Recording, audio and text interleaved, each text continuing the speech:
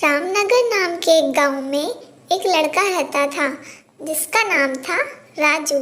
राजू एक दिन अपने पिताजी के पास आता है और कहता है, पिताजी, मेरे सारे सहपाठी गांव छोड़कर शहर में विद्यालय में पढ़ने गए हैं। मुझे भी शहर के विद्यालय में पढ़ना है।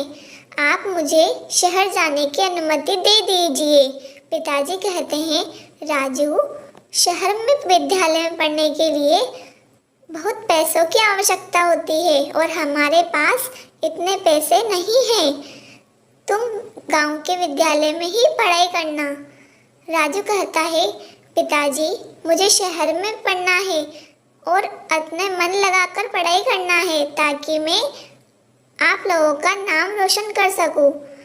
पर पिताजी के नहीं मानने पर वह पिताजी से नाराज हो जाता है और वहाँ से गुस्से में चला जाता है। राजू घर आकर अपनी माँ को सारी बात बताता है। माँ, ओ माँ, माँ, ओ माँ, देखो माँ, मैंने पिताजी को बोला मुझे शहर में जाकर पढ़ाई करना है, पर पिताजी ने मुझे मना कर दिया।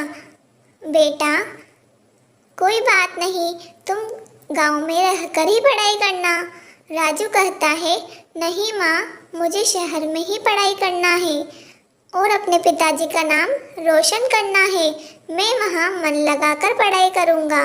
माँ कहती है, बेटा, जैसा पिताजी कहते हैं वैसा ही करना है।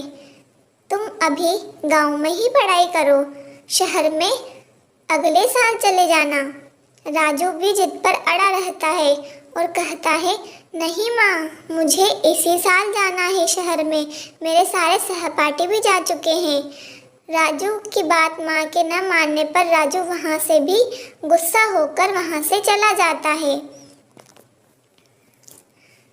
शाम को जब राजू के पिताजी घर को आते हैं और वह राजू की माँ के पास बैठ जाते हैं, तभी राजू की माँ खड़ी होती है और राजू की पूरी बात उनके पिताजी को सुनाती है कि राजू किस तरह शहर में जाने की जिद लिए बैठा है। आप उसे शहर में जाने की अनुमति दे दीजिए।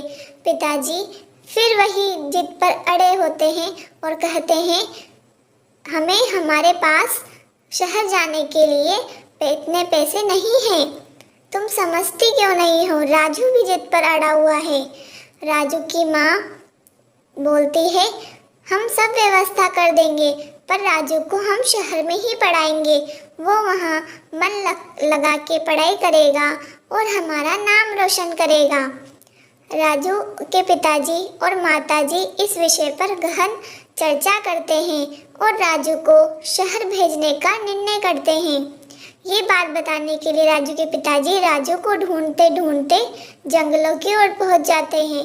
वहां राजू को अकेला बैठे देखकर कहते हैं, राजू, तुम्हारी माँ और हमने निश्चय किया है कि तुम भी शहर पढ़ने जाओगे।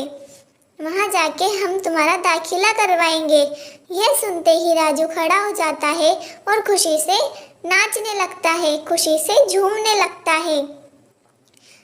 ये सब वार्तालाप खत्म होने के बाद राजू अपने पिताजी के साथ शहर जाने की तैयारियों में लग जाता है। राजू और उसके पिताजी शहर की ओर निकल पड़ते हैं।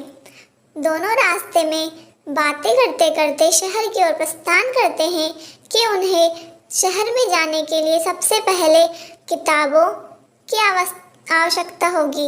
इसके लिए वह एक किताब की दुकान पर जाते हैं। सबसे पहले वह किताब की दुकान पर जाते हैं और वहाँ से राजू के लिए कुछ किताबें और बस्ता खरीदते हैं। उन्हें एक दुकान नज़र आती है। राजू अपने पिताजी को वहाँ बुलाता है और कहता है, देखो पिताजी, ये रही दुकान। दोनों दुकान के पास जाते हैं और वहाँ से किताबों का चयन करते हैं। इसके बाद राजू के पिताजी राजू को स्कूल में दाखिला कराने के लिए ले जाते हैं। राजू वहाँ जाकर बहुत खुश होता है और आखिर में उसे उसका विद्यालय मिल ही जाता है। आपको कहानी कैसी लगी दोस्तों?